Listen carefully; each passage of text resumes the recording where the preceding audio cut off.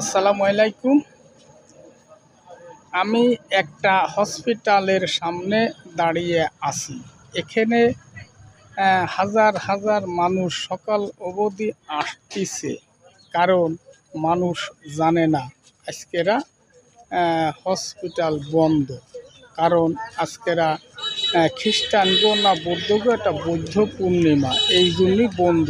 এই কারণে বলতেছি, কারণ এমন কোনো ফ্যামিলি নেই সেই ফ্যামিলিতে ইন্টারনেট মোবাইল সংযোগ নেই, এই রকমের কোনো ফ্যামিলি নেই।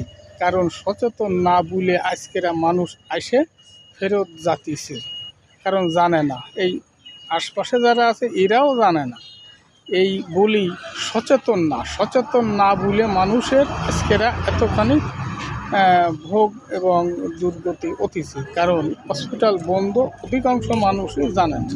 তাই প্রত্যেকের বলি, অনলাইনে থাকেন, সচেতনভাবে থাকা উচিত।